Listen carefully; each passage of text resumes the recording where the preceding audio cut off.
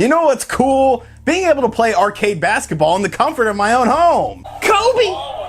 Yeah, I got a new toy for the game room. I'm sorry, I just had to show it off. But you know what else is cool? Video game news. And of course, we've been getting a lot of video game news because it's E3 season. That's sort of what happens. The weeks leading up to E3 are very exciting, and then we get this huge explosion of news at E3 itself. And of course, yesterday, there was a lot of video game news. The Sega Genesis Mini got 10 more games revealed for it. I might have done a video on that, so you guys should definitely go check it out. Some crazy stuff on there. But of course, there was another story going around. The Sony and Microsoft partnership. All of a sudden, Gears of War is coming to PlayStation, and The Last of Us is going to be on Xbox, and so many people are running with this story, and they're running in the wrong direction. When you actually look at the story, when you actually look at the truth of the story, it's not quite what a lot of people are making it out to be. So I sort of want to clear up some rumors and some misconceptions about that initial news break that happened yesterday. And then I want to talk about this Dino Crisis thing, because all of a sudden, I have a feeling that there's going to be a Dino Crisis at E3. Where there's smoke, there's fire. I don't believe in coincidences when it comes to video game news. And this has me really thinking about this situation. So what's going on with Dino Crisis? What's going on with Sony and Microsoft? Am I Kobe Bryant? Sit back, relax, make sure you subscribe to the channel, and let's talk about all the things going on in the world of video games. Hey, RGT85. Hey, Sean. Oh my God, it's Stevie Richards! So this console generation has been a very interesting console generation. There's no doubt about it. And really one of the more interesting things is Microsoft and Nintendo working together with a lot of things. There's the whole thing where you could do cross-platform play on a Nintendo Switch or an Xbox One with various games. Games like Rocket League, games like Minecraft, games like Fortnite. And Sony was definitely against all of this. They didn't want to play with other people. They didn't want to help out the competition, so to speak, and be able to play these games across any platform. They wanted people to play on the PlayStation. The PlayStation is the best place to play these games. Well, of course, eventually they caved and Fortnite was able to do cross-platform play, but that was the extent of it. Now you're starting to see Microsoft games end up on Nintendo consoles. Games like Cuphead recently came out for the Nintendo Switch. There's heavy rumors about Ori and the Blind Forest coming out for the Nintendo Switch as well, and there's a lot of speculation that things like Xbox Game Pass and Xbox Live will end up on the Nintendo Switch in some capacity. And then there's Sony just kind of playing in the dirt by themselves, doing their own thing, which is fine. But yesterday, a monumental announcement was made that Sony and Microsoft were going to be working together in the future, and a lot of people ran with this story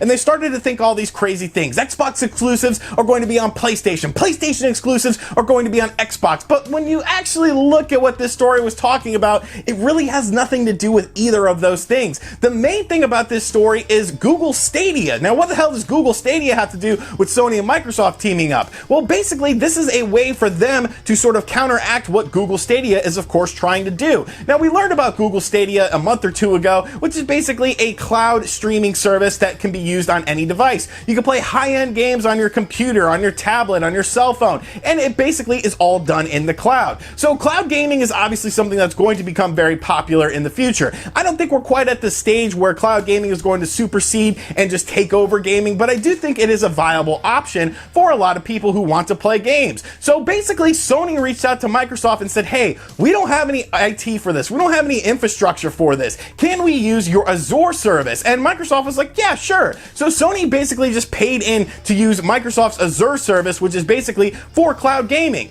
That's it! Like, that's really all that's going on with this story right now. Of course, this is a win for Sony because, hey, they get to use cloud gaming, and Microsoft obviously knows what they're doing with cloud gaming because Microsoft is a bigger company than just a video game company. And so is Sony. Both of these companies don't have a main focus on video games. They dabble in all sorts of technology and stuff. Whereas a company like Nintendo, they just do video games pretty much. So Sony partnering with Microsoft is literally just a way for Sony to have some backup in case cloud gaming does really take off, and just be sort of future-proof with their upcoming consoles by being able to use cloud gaming. Microsoft wins in the situation because they get capital. They get money from Sony by licensing out the Azure engine to Sony to use for their cloud gaming.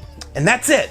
That's it. Like, that's all that story really was. There's nothing more happening. And of course, there's going to be teases. I know Phil Spencer said we're very happy about this partnership and what we could do going forward. And maybe it'll extend into things like cross-platform play. Maybe you'll end up seeing cross-platform play between Sony and Microsoft next generation be fully realized. And I think that would be a cool thing. But beyond that, I just don't see this being a huge, huge story. Yes, it's absolutely monumental that two rivals are teaming up in some sort of capacity. But like I said, said, both of these companies are bigger than just video games. So at the end of the day, it's really just Sony using Microsoft's technology for cloud gaming, just in case Google Stadia ends up becoming a big thing, which I don't necessarily think it will. But beyond that, there's really nothing to talk about with this story, and it's just people just sort of speculating. I still think the Microsoft and Nintendo partnership is way more interesting. So that's the truth about the Sony and Microsoft partnership.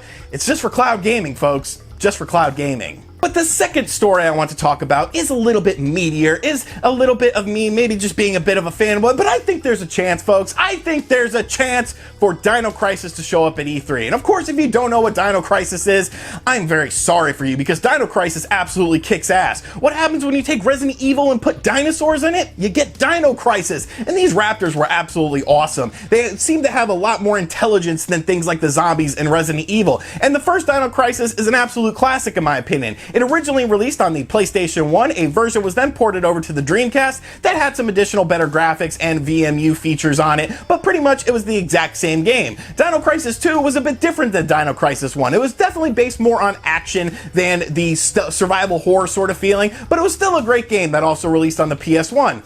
Then we got Dino Crisis 3, which was an absolute piece of shit on the original Xbox, and it pretty much sunk the franchise. But since then, we haven't had any Dino Crisis since that stinker on the original Xbox. But what if a new Dino Crisis, or possibly a Dino Crisis Remake, was to show up at E3? Well, yesterday GameStop made a very interesting tweet that has now been deleted, but of course, this is the internet and nothing is ever really deleted, and it kind of got me thinking. So GameStop sent out the following tweet last night, which like I said, has now been deleted. Show of hands, who wants a new Dino Crisis to be shown at E3? And then someone replied to this. This really ain't funny, GameStop. I lose sleep over this Dino Crisis shit. GameStop replied, you're assuming we don't. The person replied, fair enough, and then GameStop sent out a Mr. Bean winky face. Now, upon first glance, this could mean absolutely nothing, of course. It could just be a way for GameStop to get some retweets and some likes and some interaction on their Twitter page, which would then make their Twitter page grow. So upon first inspection, I wasn't really convinced about it. I was like, well, you know, maybe, but there's really nothing behind this to sort of think that a Dino Crisis game is going to come along. But then a Q&A from a Capcom investors meeting recently came out, and it's got me rethinking this whole situation. Now, of course, Capcom has been seeing a lot of success recently with games like Monster Hunter World, Resident Evil 7, and Resident Evil 2 Remake. Now, the latter two games, Resident Evil 7 and Resident Evil 2 Remake, are both being done with the RE engine, which is a new proprietary graphics engine that Capcom is using for a lot of games. And pretty much every game that's been released on the RE engine has been critically accepted and just fantastic. Games like Devil May Cry 5, Resident Evil 7, and Resident Evil 2 Remake were all done with the RE engine. Well, during this investors meeting, Capcom was actually asked about the RE engine, and they said that basically it's a future-proof engine. They can scale it so that it will work on next-generation consoles, which is a pretty cool thing because obviously this engine has been very successful. But then they said something else very interesting. Somebody actually asked, you know, what other games are being developed for the RE engine? And while they wouldn't give a number of the games, they did say that there are numerous titles being developed currently with the RE engine. So of course some of these games could be like the Resident Evil 3 remake that has been heavily rumored. A lot of people are expecting some information on the Resident Evil 3 remake, myself included, to happen sometime this year, especially with the success of the Resident Evil 2 remake. But like I said earlier, what is a game that is a lot like Resident Evil, except it has dinosaurs? Anyone? Anyone? It's Dino Crisis! So could Dino Crisis be one of these games being worked on in RE Engine? Now I'm starting to think, yeah, like why not? Obviously when you look at a company like Capcom, they're sort of doing what Sega is saying that they're going to do in the future. Capcom, a few years ago, was in financial peril. A lot of people were expecting Capcom to go under or be bought out by another company, but they did what a lot of people wanted them to do. They started looking at their back catalog of games, releasing things like compilations like the Street Fighter 30th Anniversary compilation, releasing things like Mega Man compilations, new Mega Mans like Mega Man 11, and they really revitalized their brand. And of course, things like Monster Hunter World and the subsequent Resident Evil games that have been very successful, it shows that Capcom knows that their success lies within their back catalog of IPs. Doing a new IP in 2019 and beyond is a very dangerous thing. So Capcom has been seeing a lot of success by revisiting their old IPs. Well, what's an old Capcom IP that we haven't seen in a long time? Dino Crisis. So I'm person that believes where there is smoke, there is fire. I don't think there's coincidences in video game world, and the fact that GameStop actually deleted this tweet, and then we got information that numerous games are being in development for the RE engine currently,